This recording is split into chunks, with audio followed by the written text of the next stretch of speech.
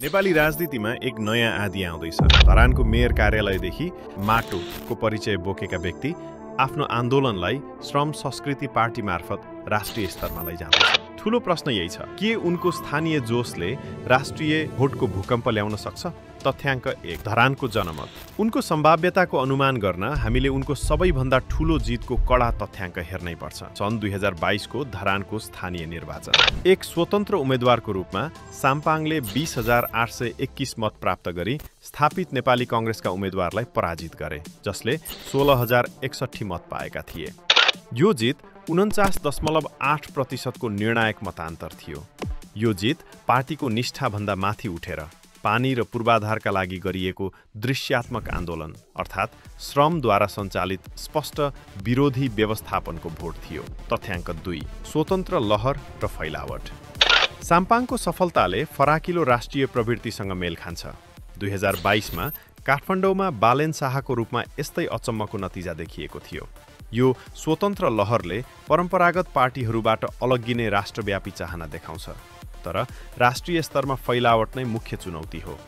धरानमा उनको सफलता अति स्थानीय थियो, जसको केन्द्रबिन्दु पानीको सङ्कट थियो। यद्यपि उनको भ्रष्टाचार विरोधी अडान राष्ट्रिय रूपमा प्रतिध्वनित छ, तर पार्टीसँग मुख्य पार्टीहरू जस्तै एमाले वा कांग्रेसले 77 जिल्लाभर भोट सुरक्षित गर्न प्रयोग गर्ने दशकौं लामो संगठनात्मक संरचना र स्थानीय समितिहरूको अभाव छ। यसले उनको तत्कालको राष्ट्रिय भोट सम्भाव्यतालाई सीमित गर्दछ। अनुमान र लक्षित भोट। विश्लेषणको आधारमा हामीले वर्तमान राजनीतिक परिदृश्यलाई दुई निर्णायक कारकको आधारमा मूल्याङ्कन गर्नुपर्छ: जेन्ज आन्दोलनको ऊर्जा र जनसहभागिताको अभूतपूर्व लहर। पुराना पार्टीका सङ्गठनहरू आज पनि बलिया छन्, तर लाखौं युवाहरू सङ्गठित भएर अगाडि बढ्ने ऐतिहासिक क्रम सुरु भएको छ। अब श्रम संस्कृति पार्टीको उद्देश्य केवल बाँच्नु मात्र होइन, बरु जनसहभागिताको बलमा पुराना पार्टीहरूको युगलाई चुनौती दिनु हो।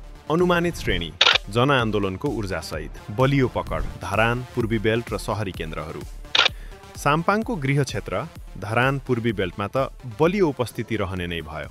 यसबाहेक जेन्ज आन्दोलनले उत्प्रेरित गरेका काठमाडौँ, पोखरा, चितवन जस्ता सहरी केन्द्रहरूबाट युवा र पहिलो पटकका मतदाताहरूको परिवर्तनको भोट अत्यधिक मात्रामा आकर्षित गर्नेछ।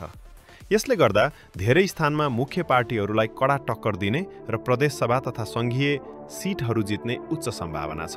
विस्तारको सम्भावना। ग्रामीण क्षेत्र। परम्परागत पार्टी संयन्त्रको अभाव भए पनि जेन्ज आन्दोलन र सामाजिक सञ्जालको प्रयोगले युवाहरूलाई परिचालन गरी पहिलो पटक व्यापक रूपमा ग्रामीण क्षेत्रमा विस्तार हुनेछ। यो प्रभाव तत्काल चुनावी जितमा रूपान्तरण नभए पनि यसले पुराना पार्टीहरूको पकडलाई कमजोर बनाउँदै नयाँ आधार खडा गर्नेछ। सम्भावित राष्ट्रिय भोट सेयर। जेन्ज ऊर्जाको लहर र युवाहरूको सक्रिय सहभागिताका कारण पार्टीको पहिलो राष्ट्रिय उपस्थितिको लागि यथार्थवादी लक्ष्य भनेको कुल समानुपातिक मतको 3.0% देखि 7.0% को बीचमा हुनु हो। यो मतले पार्टीलाई सङ्घीय संसदमा केही सिटहरू समानुपातिक तर्फबाट दिलाउने मात्र होइन, तर नेपाली राजनीतिमा ठूलो शक्तिको रूपमा स्थापित गर्ने सम्भावना छ। स्पष्ट छ, श्रम संस्कृति पार्टी अब केवल एक स्वतन्त्र व्यक्तिको आन्दोलन मात्र रहेन। यो जनसहभागिताको युगको सुरुवात हो, जसले पुरानो राजनीतिक ढाँचालाई चुनौती दिने बलियो आधार तयार गर्दैछ।